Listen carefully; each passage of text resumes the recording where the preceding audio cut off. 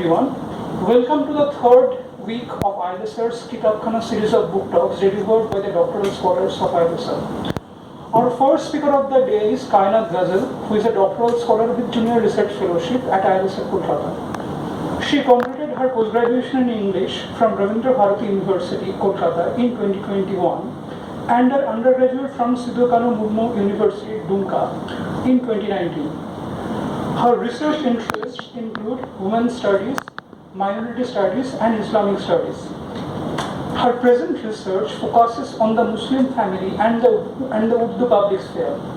She will be delivering her talk on Megan Eaton Robb's 2021 monograph, Print and the Urdu Public, Muslims,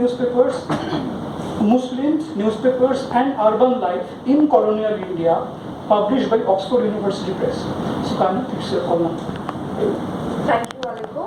Good afternoon, everyone. Like Aleku said, I will be giving a book talk on Print and Urdu Public, Muslims, Newspapers and Urban Life in Colonial India by Megan Eaton Robb. Moitri, can you please have the PPT on the screen? Yeah, so that's the book, Print and the Urdu Public. Those are the front and the back covers, published by Oxford University Press in 2020.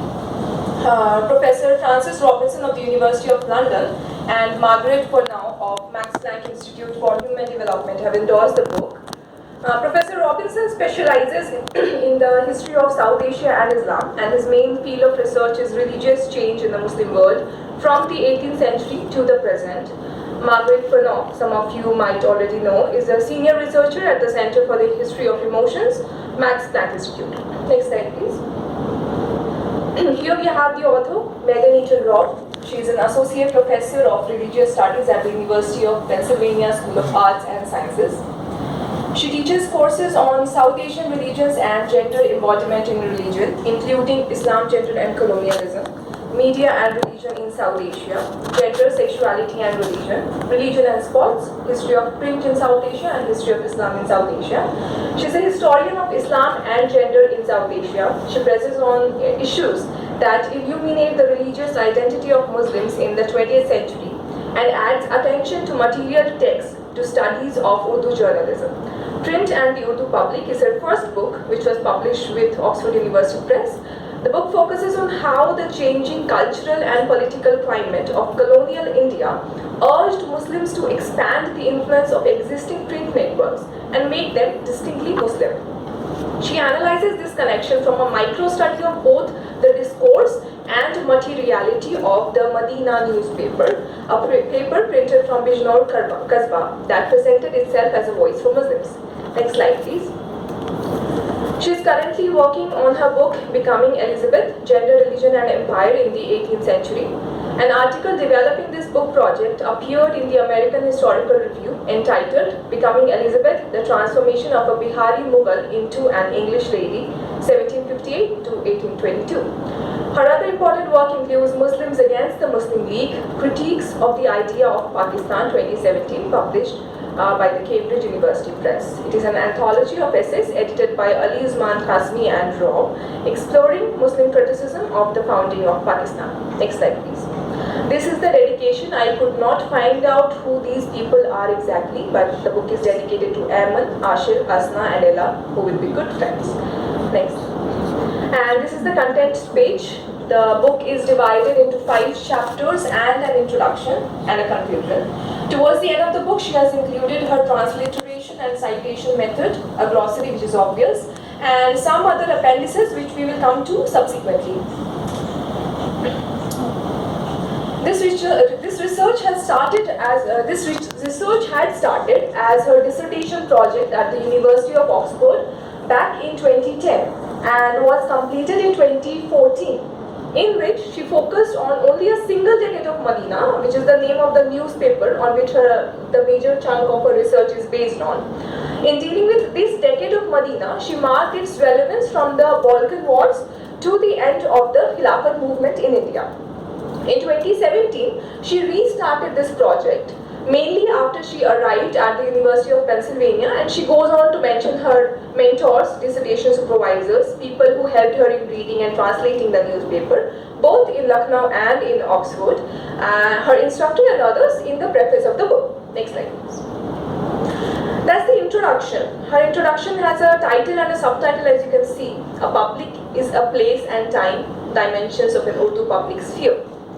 In 15 pages, Rob touches on the origin of the newspaper Madina, defines the Qasbah, defines spaces and time, Urdu print publics, and questions if there could be a pious public. When Muhammad Majid Hassan founded Madina by selling his wife's jewelry in the year 1912 in a Qasbah called Bijnor in UP, the then United Provinces, he did not know that the newspaper would go on to become one of the most successful newspapers in any language circulating in North India and the Punjab. It in fact also enabled Bijnor to become a publishing hub, especially in Urdu. This book covers a period that spans from the end of the Balkan Wars to the independence of India, which includes major historical junctures like World War I, the Khilafat movement, World War II, and various movements surrounding the independence. Qasbas in the early 20th century were small bureaucratic towns or townships with a settlement of several thousand. A substantial Muslim population lived alongside a Hindu population. These were significant market towns with agriculture as the main source of their livelihood. This book is important in that it paints the picture of a Qasbati publication as a counter to the largely redundant idea of influence flowing from cities to the Qasbas. The Qasbah, contrary to popular opinions, is what Rob sufficiently proves to be a microcosm of city life. It is distinctly urban with its strong networks of culture, literature and religion, contributing significantly to the 20th century Urdu public, rather creating and influencing an Urdu public. However, she warns against the homogenization of all Qasbas because it would be a mistake to think that all Qasbas at the turn of the 20th century shared a common culture. The book exhibits the discursive and influential power of a specific set of Qasbati voices, simultaneously political and Muslim. This set of voices is also co-produced in what Rob refers to as timescapes. Newspaper conversations were grounded in the Qasbah but filtered to all levels of the urban through a nexus between social time, individual time and imperial technologies. She talks about the interaction between communication technology and print capitalism to produce an Urdu public sphere and define the Muslim Ashraf or elite identity. Madina joined the tradition of newspapers, specifically Urdu newspapers published by and serving the Ashrafs, which emphasized the Muslim character of the Urdu public.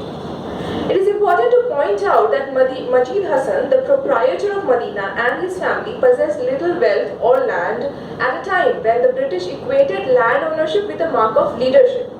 This could be one of the reasons that Madina was initially underestimated by the colonial apparatus. Majid Hassan and his family's journalistic activities enabled them to garner much prestige, wealth and political power and conferred on Hassan the honorific of Maulana. The book also moves away from the dichotomies of the religious and the secular and suggests a porousness in these categories and reads into the significant connection between Islam and Urdu. Next slide, please. So the first chapter is titled Putting the Public House of Madina on the Muslim Map. This was a time when the discussion of newspapers was a key component of social life. The Ashraf were the initial readers, but that did not stop news from traveling to those who could not read. Rob cites the example of Manto's short story Naya Qanun, in which a Tonga tribal was the transmitter of distorted news gathered through his paper-reading customers. The newspapers were a theme of discussion amongst men outside of mosques and at the attabazi of the chai khanas. Workers at railway stations and eateries and women were influenced by this news through word of mouth. Thus, newspapers influenced the public, made of both literate and non-literate in the Urdu script. Madina, as the popular publication it was read widely in Lucknow, Lahore and Kabul. The contributors came from different Qasbas across the United Provinces like Deoband, Shayarkot, Amroha, Basti and others. The target readership included the zamindars, madrasas, civil servants apart from the traditional elite and the cosmopolitan urbanite. This chapter begins with the discussion on the origin and the vision of the newspaper Interestingly, Medina was born as a result of the interpretation of a dream that Majid Hassan dreamt while their family newspaper, Sahifa, was on the verge of decline. Sahifa's modest following had begun to wane already when Majid Hassan married Muhtarma Kaniz Fatima, a daughter of a wealthy family, around 1910. At that point, he dreamt of a bright moon shining in the sky. From behind the first moon, another moon appeared and drifted away from it, becoming brighter, larger, and more impressive than the first. Majid Hassan interpreted this dream as a message to start his own paper, which he decided to call Medina. We find an early documentation of this dream narrative in the 1939 Silver Jubilee edition of Medina. The word Medina in Arabic means a city. However, Bijnor Kasbah was anything but a city, far from a city. So naming it after the holy city of Medina might have meant two things. First, the highly ambitious vision of the proprietor to establish the newspaper as a global voice, a link between the city and a Kasbah. Second, the conjuring up of the holy city of Medina pointed towards the visual and material presence of the Muslim voice in the newspaper. The dream tradition of which the founding of this newspaper was a part of signified a divine will behind its formation. When starting the newspaper, Hassan said, "Aside from sincerity, service and trust in God, I had no other wealth." Next slide, please. That is Furqan Ahmad Siddiqui, historian of Bijnor. He recalls the newspaper from his childhood days and he says, "Afterward, I realized that aside from India, Medina circulated in every corner of Afghanistan, Iran, Burma, Sri Lanka, Malaya, and South Africa. Although Maulana Azad's Al-Hilal and Al-Bilag were the beloved papers of a special class, Medina was the most popular paper of the common people." So that points towards the influence and the kind of circulation that Medina faced. Next slide, please. That is Majid Hassan, the founder of the newspaper.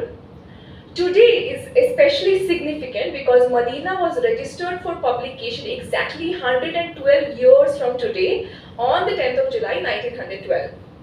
Majid Hassan was involved in the entire process and other aspects of the newspaper, from writing articles, proofreading, editing the calligraphy and the master copy of the paper on the lithographic stone. Medina was edited in the compound of his home and the editors lived on site during the work. It was printed and prepared for delivery in Hassan's courtyard. So you see from the scratch to the delivery of the newspaper, Majid Hassan was completely involved in the process. Next slide, please. That's the courtyard of Majid Hassan's house in Bijnor, where the entire process of the newspaper printing went on. Next slide, please. Hassan's wife, Muhtarma Kaniz Fatima, intelligently assisted him in the newspaper production, even though she could not read. She did maintain parda while involving herself in the newspaper's management. This points to the fact that Medina was not just a family business, but a familial legacy and a duty. Rob has stressed on Medina being a voice of the ashraf of the noble Muslims. Medina consisted of a network of professionals as its editors, sub-editors and proprietors. The cover page of Medina displayed the name of the current chief editor along with Hassan's name.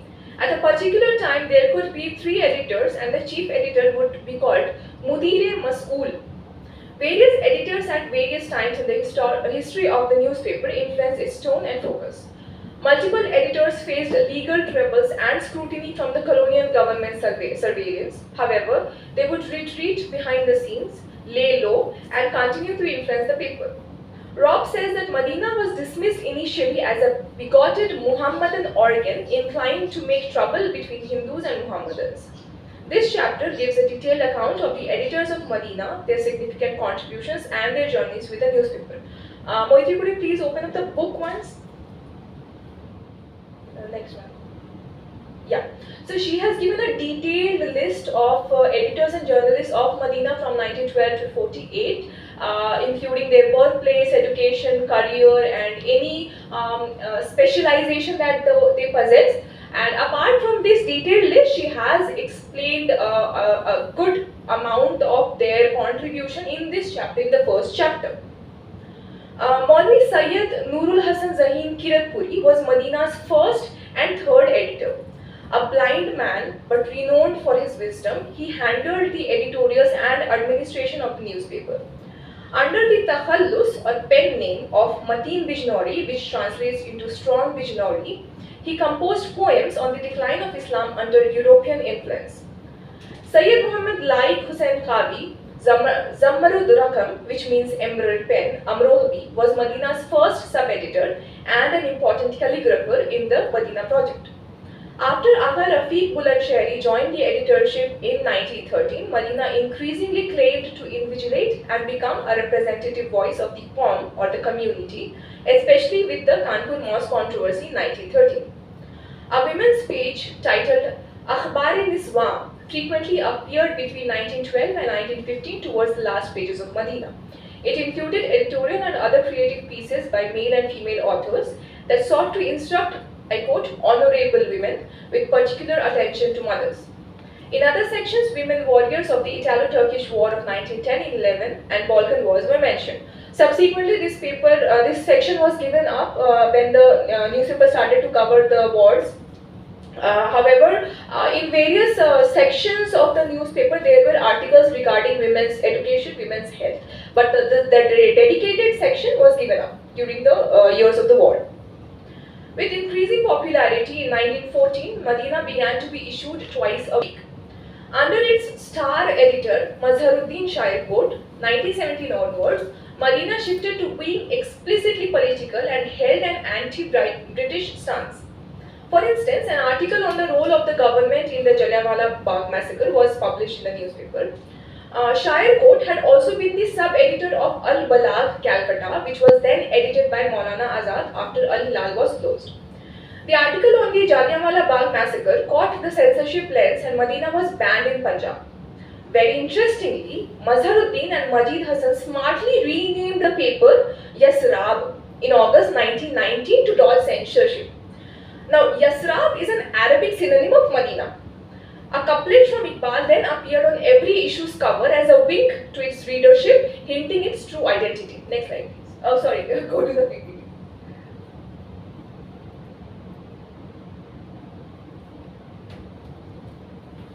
Thank you. That's the couplet by Iqbal. The dust of Medina is better than both worlds. How wonderful is the city where the beloved is. This attempt was, however, quickly detected and the name was reverted back to Medina. The ban was also subsequently lifted. Medina was thus simultaneously a space with access to the Qawm as well as under the siege of colonial censorship. In the 1920s, Medina covered the Muslim League and the Indian National Congress with a preference for the Congress, which was perhaps the reason for Mazharuddin's resignation in 1921, because he held affection for the Muslim League.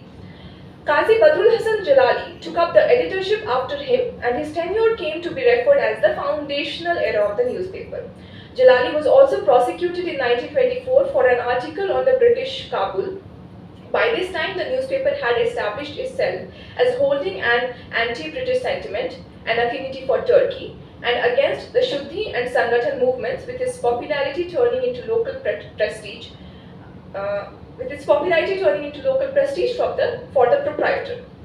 The editor Nasrullah Khan Aziz was also prosecuted and imprisoned for the article titled Fasle Bahar or Spring Season and a poem titled Peghame Ambal or Call to Action against the Rowlatt Act. Madina was charged for rabble-rousing and had to deposit a huge security under the Indian Press Act. However, the newspaper was determined to challenge censorship laws in favor of the service to nationalism, which is evident by Khan's name being kept on the title of the Medina even during his imprisonment, above the chief editor in his absence. So, when Khan was imprisoned, there was another chief editor was appointed in his place, and above the chief editor's name, Khan's name was there, even though he was imprisoned and he was not contributing to the newspaper.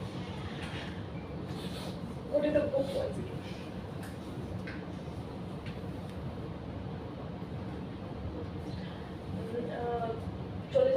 Scroll down. I think it should be appendix 4. Go. Yeah. These are the translations of Spring Season and Call to Action, which are there in the National Archives of India. These two articles were responsible for the conviction of Nasrullah Khan in 1930. This is a Spring Season. So you can see the first translation. Days of verdure for the autumn-affected garden of our motherland. Tell the tavern keeper to open the doors of the public house. The jolly fellows have left their homes on seeing the clouds of the spring season. And if you scroll below, you will see a call to action. Go. Yeah, keep on going. Yeah. That's the translation of call to action. Medina had to again deposit a large security under the Press Ordinance of 1931. By 1937, Medina aligned itself with the Congress, Deoband and the Jamiat Ulema-e-Hind. It was critical of the Muslim League, Hindu Mahasabha and the Shia community. It also criticized the call for Pakistan. In 1945, a British assessment of the paper described Medina thus. Go to the PPT, please.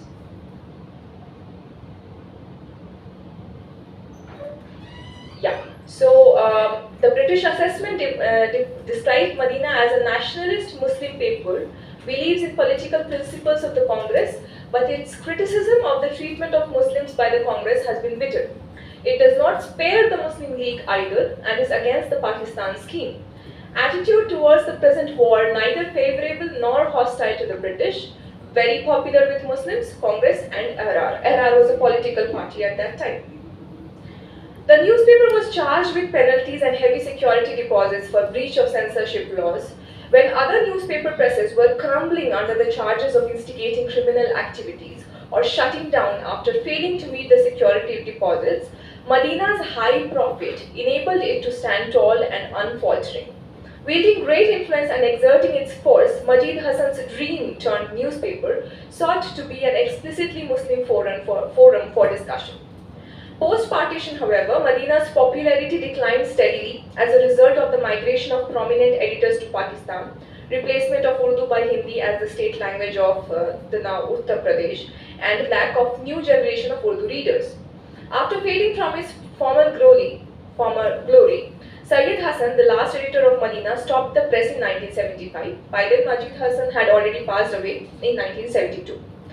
Medina did target a Muslim readership, but its content was always relevant to both Muslims and non-Muslims. Structurally, it was printed using the lithographic technology, which we will talk about later, and the length varied from 8 to 15 pages. In 1912, the newspaper had begun with 350 copies, which rose to 450 in 3 years.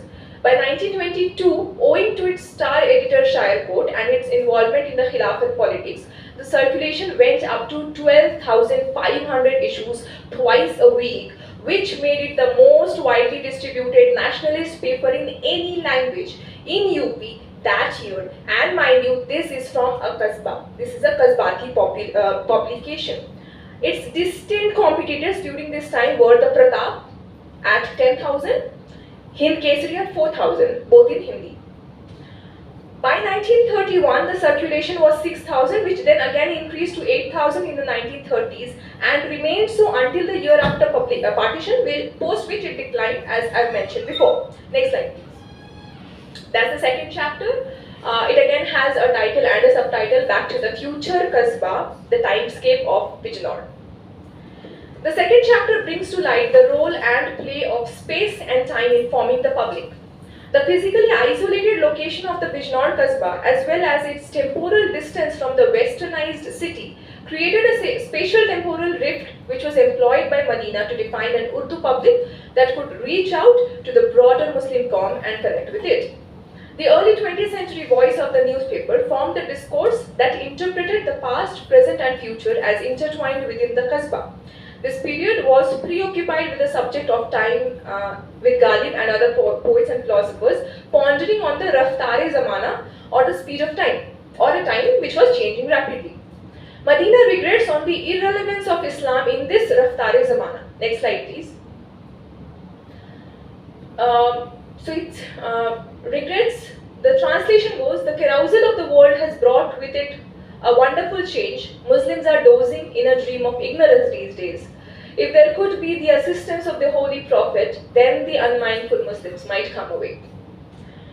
The words Kasbah, city, town and citadel are derived from the same Arabic root, which means to divide or to cut up. Kasbahs were first described by Abu Fazl in the 16th century as small towns. During the Mughal Empire, Kasbahs were terms almost synonymous with units of administration. Districts were separated into parganas and kasbahs became the capital cities. The colonial government employed kasbahs as the capital of tahsils, and they served economic centers for agricultural revenue collection mainly. Bijnor Kasbah is located in what came to be known as Rohilkhand from the 18th century onwards, when Ali Muhammad Khan established sovereignty during the reign of Emperor Muhammad Shah. Khan transformed the region of Katihar to Rohilkhand, which literally meant the land of the mountain dwellers, owing to the influx of the Afghan or Pathan immigrants. After the rebellion of 1857 and the dissolution of the Mughal Empire, there was a withdrawal of patronage from Muslims. Disillusioned by all this, the ulama of Delhi went back to their ancestral kasbahs. The Sayyids, Sheikhs and Pathans utilized their familial networks and Mughal and colonial service backgrounds to earn administrative positions. Members of a service gentry followed the migratory lifestyle that they were accustomed to. All of this reinstated the attachment to being a kasbati. Now, Rob mentions that railway, telegraph and periodical technologies were interconnected in South Asia. In 1840, it took 5 weeks to send a message from Bombay to London. In 1868, it took 17 hours and 48 minutes to send a telegraph from Calcutta to Karachi. The same telegraph could be transmitted in 4 hours and 43 minutes by 1870, and in 1875, it took a mere 5 minutes to transmit a telegraph from London to Bombay. The telegraph became a precondition for daily or weekly newspapers in India, diminishing time and making distant spaces closer. The telegraph had penetrated deeply enough by the early 20th century to inform Kasbatis of all political developments taking place in cosmopolitans like Calcutta, Delhi, New York, London and Mexico. Since the telegraph was a government-owned entity, it further surveilled the periodical conversations and even provided concessions to members of the press for using the telegraph. The staggering advantage that it produced, however, was that it provided access to the Kasbah to speak to the public beyond Bijnor. Medina received national and international news through the telegraph and also invited correspondents to send information. Whole sections of the newspaper were dedicated to correspondences received, and the national international news section was titled Aam Akhbar or Aam Tar, which translates into general news and telegrams. Despite this, Bijnor remained at a spatial temporal disadvantage because the railway system was not connected until as late as 1930. Even though other prominent kasbahs had long been connected by rail, so basically in other kasbahs the telegraph and the railways came hand in hand, but not so in Bijnor. This is why Rob refers to the Bijnor kasbah as a timescape, a specific locality using the telegraph sufficiently to connect itself to the international fabric and influencing far fields, while at the same time remaining at odds with the westernized city and retaining a kasbati individuality. But Medina also had a sense of the necessity of a railway line, which is evident through the following. Next slide. Previous slide. Yeah. So Medina wrote an article which was basically a request to the government. It said, as bubonic plague had become visible in kasbahs and villages where cases are continuing to occur in that fashion, a request has been made of the government for a light railway so that in locations of every such district, even of the smallest measure, people, if they feel the need to, may be brought out from there. In the district Bijnor, also this movement is continuing during a holiday of the government. Next slide, please. And this is the third chapter, Urdu lithography as a Muslim technology. In its material form, Medina emphasized the links between past and present and weaved the Kasbati landscape into Islamicate imagery, calligraphy and form, which you can see in the next slide. This is the first cover of Medina. As you can see, it displayed the city of Medina at the top, and the boat.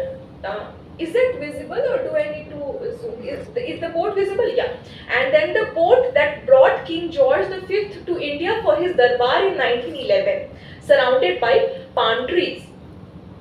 Boat could be a symbolic of Medina's support for Hajj, because Hajj campaigns were going on at this time. They were demanding government support. The cover also has mixed elements of Urdu, Persian and Arabic. In Arabic, the title would be Al-Madina. However, here this title is simply Madina. But the title does include diacritic marks that are only used in Quranic Arabic usually. In this slide, you can see the title is Madina, and the Arabic with the diacritics you see. I hope you can differentiate. In Arabic diacritics are used, and in Urdu diacritics are not used. However, in this newspaper they have used diacritics, but they have not written Al Madina. So it's kind of a mix-up of Arabic and Urdu. What is the boat about? Yeah, the boat is the one that brought King George V to India in 1911 for his darbar, and it could be a symbol of their support for Hajj, for going to Hajj, because at this time there were several campaigns going on requesting the government for their support in the Hajj pilgrimage. The text of the paper consisted of several Arabic words. The grammar remained Urdu or Persian. A mixing of all these elements ensured that the language be understandable to South Asian Muslims. The Nastaliq calligraphy infused the paper's Urdu with sacred import. During World War I, the covers crowned a pair of flags with the crescent of Islam, which had a striking resemblance to the flag of the Ottoman Empire. Medina opted for both a commercial publishing and a manifestation of piety. The proprietors and editors of Medina considered journalism their farz or duty. The Nastaliq script, the calligraphy using which Urdu is written in South Asia, operated by performing the discursive and visual form of written Islam, employing the power of the visual form of the written word. The Nastaliq calligraphy, visual representation of the holy city, and Indo-Persian elements of the newspaper symbolized the presence of a Muslim past in the present.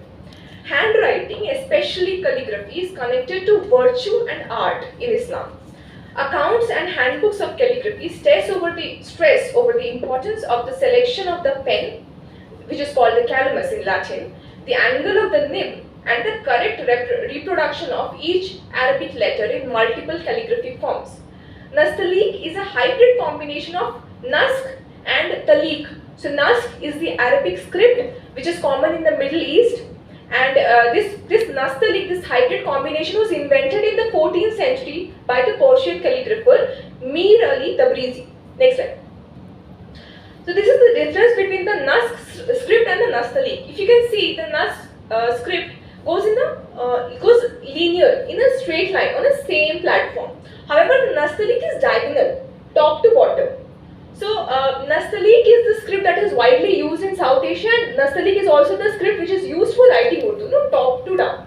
And what I feel that might have also been a plus point, that the Nastaliq script in fact takes up less space. So it must also have been economical for the newspapers to write in this script, because it would have taken up lesser pages. Stay. Calligraphy is considered a sacred art, a divine metaphor for correct action on earth. Aspiring calligraphers were instructed to imbibe a purity of heart and a virtuous behavior. Contrary to popular belief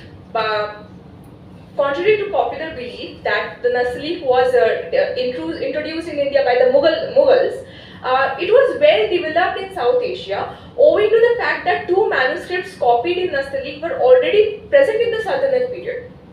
Robb also writes that lithography visualized Medina in a way that coded the paper to Islam. Lithography was attractive to Urdu publishers because it would preserve the characteristic beauty of the Nastaliq video. So she goes on to explain the process in detail in the chapter, but I have a short video. Lithography is a planographic process. That is, the printed area. Do you want the word? Akbar. So it says lithography is a planographic process. I was reading the caption over there. Lithography is a planographic process. Is it audible? Okay. Go. Printed area is either cut into a plate like an intaglio or raised as in relief. It is a fairly modern printing technique developed in the early 19th century. The essential principle of lithography is that water repels the oil in ink. The limestone must be prepared by grinding off the surface, which levels the stone and opens the grain. The image is drawn directly on the stone with crayons or wet media called touche. A solution of gum arabic and nitric acid is spread on the surface of the stone. This seals the oils in the crayon and touche into the stone, and also opens the pores in the blank areas. Then the drawing is washed out. Next, the stone is inked with a leather roller. The stone is kept damp so that water fills the open pores. The ink is repelled from the wet sections, but is accepted on the etched areas. The paper is placed face down on the stone and pulled through the press. The ink is transferred to the paper.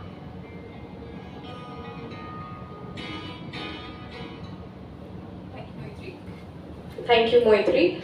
So you saw the process. Now these stones were limestones, and they weighed from something about dozens to 100 dozens. So these were huge, very heavy stones, and both these two stones were used to first the surface was used to be grinded. So 2 people were required for this process. And after the printing was done, when the papers were locked in for sending away and delivery, again the process of grinding the stones had already started. So it was a very laborious process. It required a lot of manual labor, which was easily available in the Kasbah of the Kasbah population. And if you go to the next slide. Yeah. So if that's visible, could you zoom in the top? Yeah. Yes. You see at the top it's RAM. Is that visible? Yeah. So that is the subscriber's name. So what happened is they used to roll these newspapers and then seal it with a subscription patch. And they don't have a list of all the subscribers, so there is not an account of who all were the subscribers. If you want to find out who the subscribers were, we'll have to look at all these newspapers individually and see their names, in the subscription patch and everything. So these are the remnants of the subscription patch at the top and then again at the bottom. Yeah, there. The address is perhaps written in Urdu. Yeah. Next slide.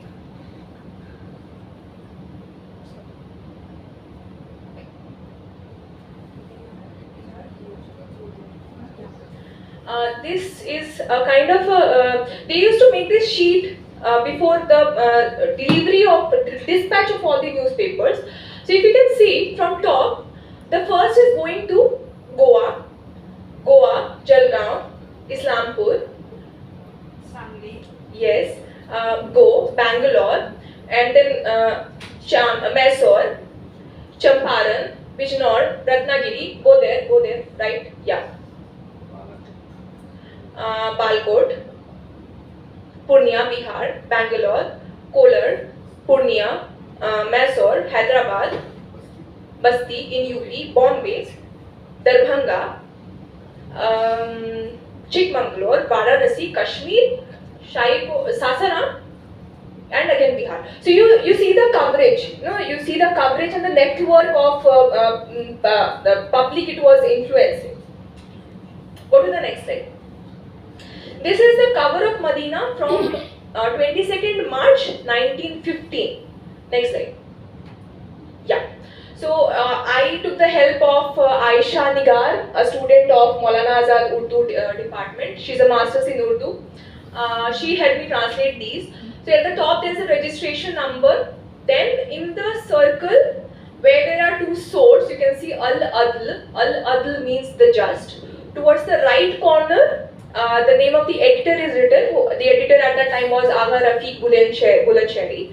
To the left, the Malik or the proprietor Muhammad Majid Hassan Bijnori, and then in the flag, the banner-like place, it's written Musalmano ka wahid qaumi tamadduni tarihi aur siyasi haftavar akhbar, which translates into the only national civilized or urban tamadduni historical and political weekly newspaper of Muslims. Zoom out, God. Yeah, and then there's the picture of the Medina. That's the Masjid Al-Nabawi, and at the bottom it's a blessing to the Prophet Madinatul Rasul Sallallahu Alaihi Wasallam. Next slide. Yeah, in the right side they have written Madina हर माह अंग्रेजी की यकम 8, 15, 22 तारीख को शहर बिजनौर से शाया होता है. Medina departs from Bijnor on the 1st, 8th, 5th, 22nd of every month. In the left they have written Medina की सालाना कीमत पेश की 3 रुपया, 6 माही 10 रुपया, 6 माह से कम के लिए जारी नहीं होगा. Medina's annual price is 3 rupees in advance, half monthly is 10 rupees and will not be issued for less than 6 months. Next slide. Okay, so they have these 3 advertisements on the cover page. So Medina's profit hugely came from advertisements. The first is Hijab Lajawab, which is a oil, and the left one is Badan ke safed daag o baras ki aksar fakiri jadi, and in the middle is given a column with the price and the segment detail, and it's ishtihar dene walon ko muzda, which means compensation. So it is a kind of an invitation for the advertisers. And at the last line they have written, दफ्तारी Medina के मुतल्लिक तमाम खतो किताबात और तरसील ज़र बनाम मोहम्मद मजीद Hasan Malik correspondence related to office in Medina should be sent to Medina, Majid Hassan Malik and news manager, newspaper Medina, City Vision or Rohil Khan. Next slide. And that's the chapter 4, viewing the map of Europe through the lens of Islam. Chapter 4 opens with this line which translates into no calamity can reach the place of solitude. I could not find the source of this line, unfortunately, and even in the reference section she has already only given the translation, no calamity can reach the place of solitude. The source is not given over there. What is the meaning? It means no calamity can reach the place of solitude. Now this chapter mostly covers the war and the coverage on war. So it must be some reference to the war and the atrocities during this time. Medina published elaborate maps delineating the lines of control in Urdu during World War I. This chapter focuses on how Medina provided an interpretive lens to its Muslim readers and became a space of observation and viewfinder for the Ashraf of Turkey, Europe and Britain. The coverage of the wars expanded the Urdu public to global proportions. Before 1857, the Mughals invoked the authority of the Ottoman Caliphate to legitimize their rule as an extension of the Caliphate power. The dissolution of Mughal Empire removed this local link to the Caliphate of Islam. Indian Muslims sought to reforge this link symbolically. This symbol of Islam, the Caliph, was under threat when the Balkan Wars emerged. This led to an awakening. So Balkan Wars were basically wars. The first Balkan Wars were between the Ottoman Empire and the members of the Balkan League. This led to an awakening, especially of the Kasbatis, who descended from servants of the Mughal Empire. The Italo-Turkish War of 1911 and 1912 acted as a catalyst for the formation of several Urdu language publications, including Medina. The Italo-Turkish War left the Ottomans exposed to the Balkan League, which led to the outbreak of the First Balkan War in 1912. As long as Britain remained neutral in both these wars, Medina expressed support for Turkey's Muslims freely. So, throughout Medina's career, I would say, Medina held an ambiguous attitude to the British government. In the 1910s, Medina cultivated the skill of effectively arguing a point using a foreign logic, a combination of Quranic injunctions and English-style logic, which demonstrated the colonial government that complying with the demands of the Muslim Qawm would satisfy Western logic, and also at the same time, Medina voiced those demands in Islamic terms. These contrasted with Abul Kalam Azad's Al-Hilal, Calcutta. Medina successfully walked the fine line between nominal loyalism and fiery critique. Under the editorship of Agha Rafiq Bulandshairi, Medina also objected to the Times of India's 1913 article questioning the loyalty of Muslims. On 15th March 1913, a poem titled A Speech to India's Women appeared in Medina. It focused on the plight of Turkish women and children and the Turks being driven out of their homelands. The poem uses pathos to urge readers to sympathize with the Ottoman cause and thus create a global calm. Next slide, please. Look, look, what memories have come to them when they sit down. The eyes fill with the tears seeing the desolate, empty house. Who knows how those people can sleep when their neighbors' houses are going up in flames? In the event of World War I, the paper was yet a fledgling, well aware that it was at the mercy of the British censorship. Therefore, it could only provide a timely coverage of the action and military engagements. A combination of various factors led to a change in Madina's tone. Instead of competing in the print market, the Muslim newspapers decidedly formed a solidarity against censorship and reflected a collective identity of the Muslim press. The captivity of the Ali brothers, Muhammad and Shaukat Ali, was influential in transforming Madina's tone as well. This was during the Khilafat movement. On 1st of December 1917, Madina published a message with a request to its readers for sending a telegram to the Secretary of State in Calcutta with a scripted message requesting the release of the Ali brothers and Abul Kalam Azad. This message was written in both English and Urdu, one of the few examples of any message printed in English in the newspaper other than the title. After the end of the war in November 1918, Madina looked for new material which had thus far been occupied with the updates from the battles. It covered the Home Rule Leagues, Muslim League Congress, and Gandhi appeared in several articles. It also openly supported Bal Gangadhar Tilak when he went against author Valentine Cairol, who had named Tilak the father of Indian unrest. Gandhi's non-cooperation was embraced by Madina. Next slide, please.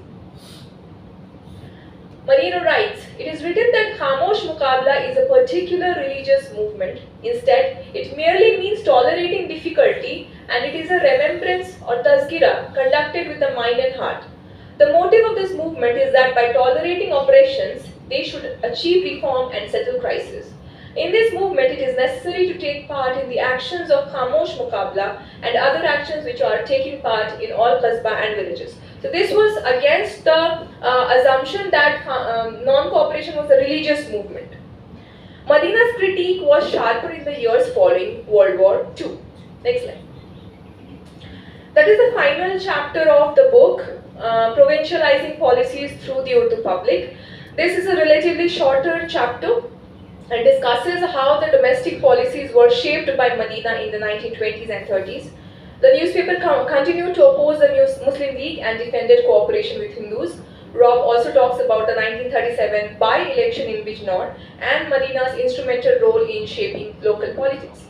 She points to the fact that the physical isolation of the Qasbah freed the publication of any specific political alignments and allowed it to adapt and contribute to several diverse discourses. Madina published articles requesting rise in octroi duty, though it did fail. Octroi duty was a duty that was levied on products which were moved in between towns. So octroi duty would have been beneficial to the peasants and the people in the Qasbas. So it demanded, or rather request a rise in octroi duty, but that failed. It next took up the issue of local access to affordable grain and was successful along with other Qasba newspapers. Overall, we can see that in whatever the Madina did, from its content and commentaries to its appearance and form, it stressed on its distinct Qasbati voice, the nostalgia rhetoric of Islam, link between past and present, and a global calm that made the newspaper one of its kind, shaping the Urdu public sphere and striking an example for the print culture. Next slide, please. And I would like to end with this line, which is the is the pledge of Madina, Mulk ka Rafiq Qaum ka Jaan, which occurs in the title page on 1st of May 1912, and it translates into friend of the country, life of the nation. Thank you. Thank you, Kainaat. We may have some discussion and interaction with her at the end of the session. We'll now be moving to the second